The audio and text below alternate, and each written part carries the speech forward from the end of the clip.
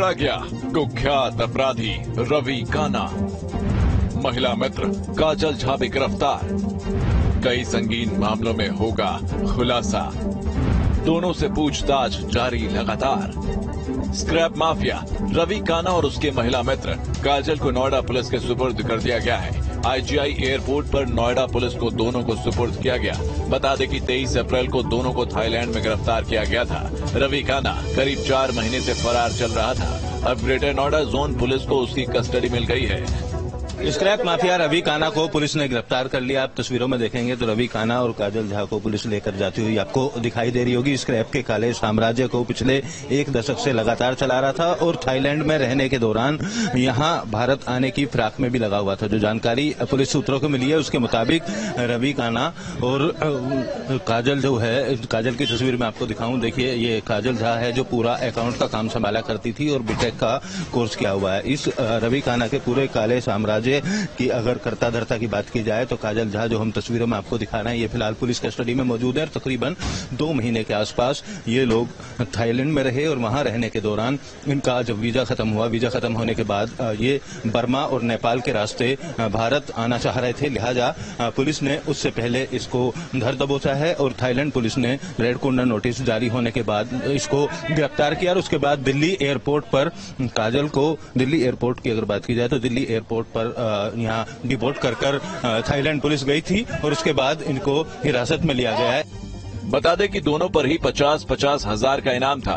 31 दिसंबर को ही गैंगस्टर रवि काना, पत्नी मधु नागर और महिला मित्र काजल झा भारत से भागे थे, जिसके बाद उनके खिलाफ लुकआउट सर्कुलर और रेड कॉर्नर नोटिस जारी किया गया था। जिसके बाद रवि काना की मुश्किलें बढ़ी थी।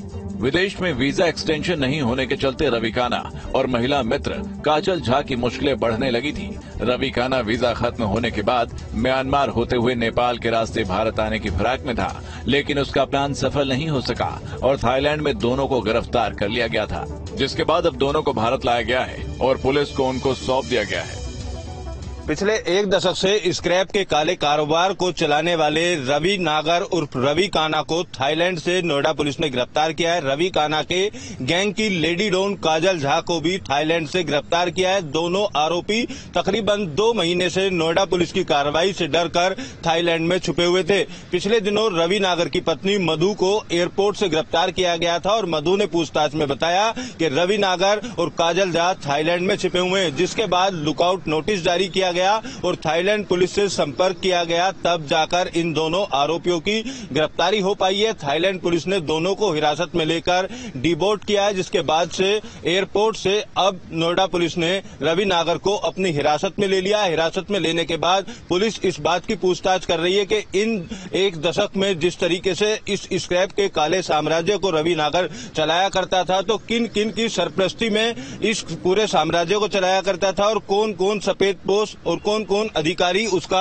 इस पूरे खेल में मदद किया करते थे। अभी तक की कार्रवाई की बात की जाए तो तकरीबन 250 करोड़ की संपत्ति को पुलिस जब्त कर चुकी है, जिसमें दिल्ली के न्यू फ्रेंड्स कॉलोनी में मौजूद 80 करोड़ रुपए की कोठी भी है। इस कोठी को रवि नागर ने अपनी गर्लफ्रेंड कहे जाने वाली काजल झा के नाम कराया था।